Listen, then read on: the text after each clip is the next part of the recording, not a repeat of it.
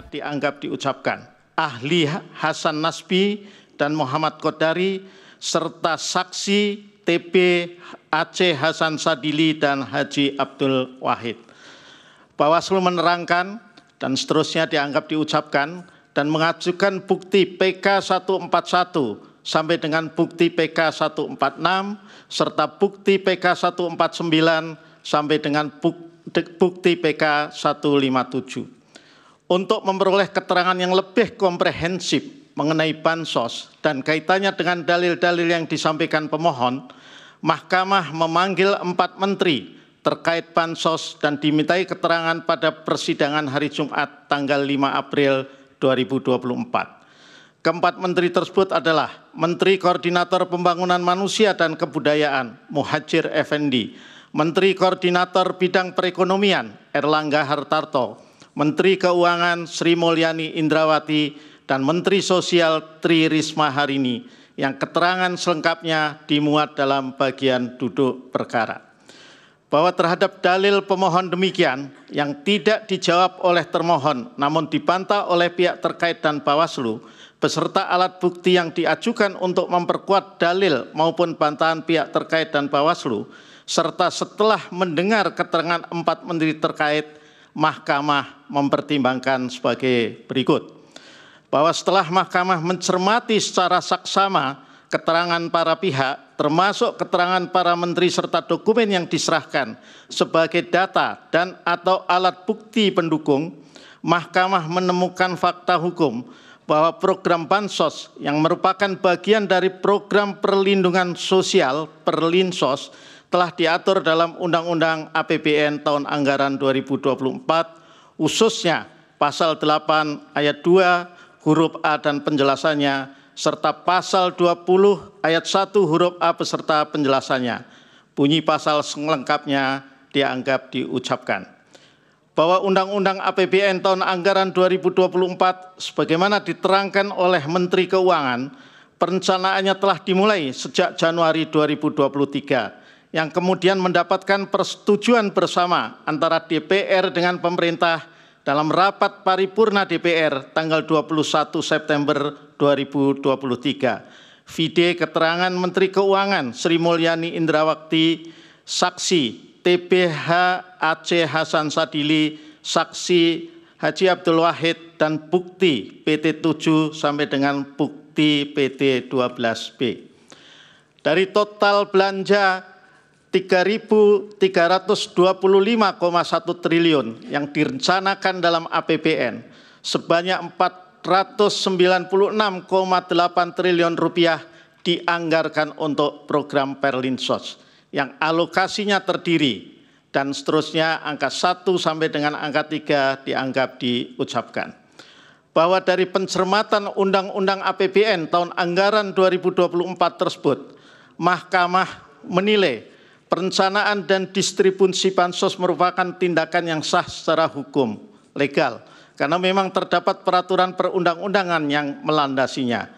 Meskipun dengan catatan bahwa sebagian dari peraturan perundang-undangan sebagai turunan undang-undang yang mendasari legalitas bansos notabene adalah peraturan yang dibuat oleh pemerintah, presiden dan atau pembantunya yang berposisi sebagai pelaksana undang-undang.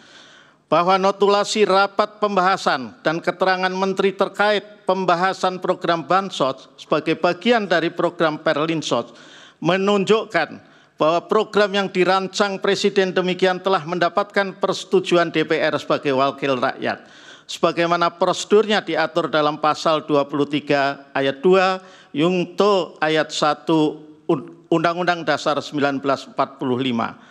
Mengenai adanya kecurigaan bahwa terdapat intensi tertentu dalam penyusunan program Perlinsos, Mahkamah tidak dapat mengetahui intensi garis miring niat lain di luar tujuan penyaluran dana Perlinsos sebagaimana yang disampaikan para menteri dalam persidangan, khususnya Menteri Keuangan. Dalam persidangan Mahkamah juga tidak mendapatkan bukti yang meyakinkan kebenaran dalil pemohon akuo bahwa ada intensi lain selain yang telah ditegaskan oleh Mahkamah tersebut di atas.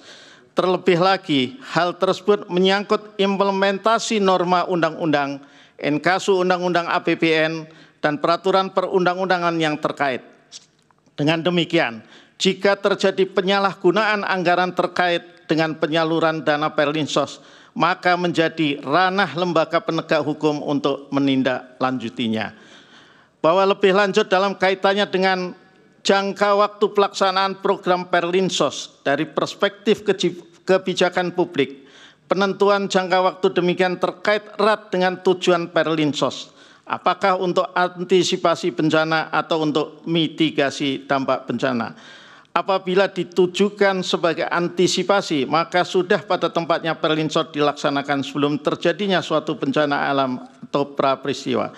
Sementara jika bertujuan sebagai mitigasi, maka pelaksanaan Perlinsos dilakukan setelah terjadinya peristiwa atau pasca peristiwa. Dengan demikian menurut Mahkamah program Perlinsos memang dapat dan lazim dilakukan sebelum maupun setelah suatu bencana.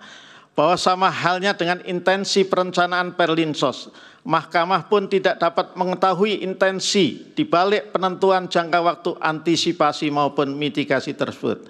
Instrumen hukum acara di Mahkamah Konstitusi, khususnya hukum acara PHPU, senyatanya tidak memberikan cukup ruang, waktu, serta alat atau sarana untuk mendalami maupun menyelidiki intensi pembuatan suatu kebijakan publik. Bahwa oleh karena itu,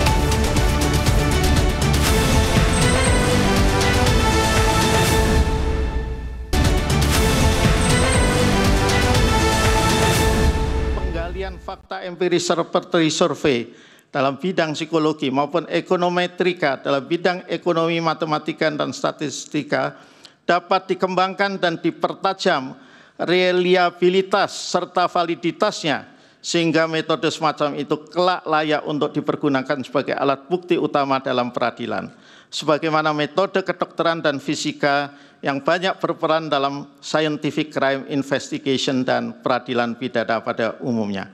Namun demikian, terhadap dalil pemohon yang mengaitkan bansos dengan pilihan pemilih, Mahkamah tidak meyakini adanya hubungan kausalitas atau relevansi antara penyaluran bansos dengan peningkatan perolehan suara salah satu pasangan calon.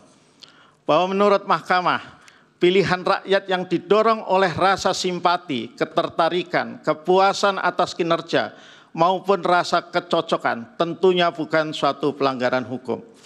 Bahkan sistem kepemilihan kita mengakomodir kampanye sebagai tahapan resmi, wajib agar rakyat minimal dapat mengetahui siapa calon-calon yang dapat dipilihnya. Bahkan pada level yang ekstrim, kampanye sebagai sarana pengungkapan citra diri dapat menggapai di benak konstituen pemilih suatu titik kecintaan fanatisme kepada kandidat tertentu. Konsep kampanye atau pengenal citra diri yang demikian secara faktual tidak melanggar hukum positif di Indonesia. Bahwa dalam pendekatan doktriner, terutama terkait dengan ilmu politik, terutama terkait psikologi massa, tidak dapat disangkal adanya kaitan korelasi positif antara dukungan endorsement terang-terangan maupun tertutup dari seorang public figure terhadap kontestan peserta pemilu. Korelasi ini antara lain menurut Mahkamah menjadi argumentasi hukum mengapa Undang-Undang Kepemiluan mengakomodir adanya tahapan kampanye serta keberadaan juru kampanye dalam pemilihan umum. Vide pasal 1 angka 35, pasal 167 ayat 4 huruf G, dan pasal 267 sampai dengan pasal 276 Undang-Undang Pemilu. Tidak lain karena juru kampanye menjadi figur yang diharapkan mampu menarik dukungan masyarakat dan mengalihkan dukungan tersebut kepada kontestan yang didukung sang juru kampanye. Bahwa akan tetapi dari alur logika hukum, konsep ancaman demikian mempunyai satu celah tindakan yang secara hukum belum diatur sehingga tidak terlarang untuk menurut hukum untuk dilakukan. Namun menurut Mahkamah, jika hal tersebut dilakukan, niscaya akan mengubah peta dan pola kontestasi pemilu presiden dan wakil presiden tahun 2024, bahkan mempengaruhi hasil pemilu presiden dan wakil presiden tahun 2024. Hal yang menjadi telah tersebut adalah tindakan endorsement pemberian dukungan terang-terangan dari Presiden petahana kepada salah satu pasangan calon peserta pemilu in casu anak Presiden petahana. Bahwa pemilu sebagai sebuah kontestasi demokratis pada dasarnya memang bukan suatu kompetisi yang sepenuhnya seimbang, extremely fair. Kompetisi dalam pemilu bersifat asimetris atau tidak berimbang, terutama ketika salah satu kontestan adalah petahana atau siapapun yang sebelumnya pernah menduduki jabatan publik. Bahwa selama masa jabatannya, seorang petahana pasti mempunyai track record tertentu yang diketahui, disimpan, lalu dipergunakan oleh rakyat pemilih sebagai bahan pertimbangan atau rasionalisasi pilihan mereka di bilik suara. Sesungguhnya track record jabatan seorang petahana merupakan salah satu wujud modal sosial bagi yang bersangkutan untuk memenangkan kontestasi berikutnya. Bahwa sementara kontestan non-petahana harus memulai dari titik nol untuk memperkenalkan diri kepada masyarakat agar dipersepsikan oleh masyarakat sebagai calon yang layak untuk dipilih dalam pemungutan suara. Dalam konteks demikian, manakala seorang petahana yang mempunyai basis dukungan besar tidak mencalonkan diri pada pemilu berikutnya, maka pengalihan citra diri dari petahana bersangkutan kepada pasangan calon tertentu menjadi hal krusial yang dapat mengubah peta dan pola kontestasi, bahkan mempengaruhi hasil pemilu.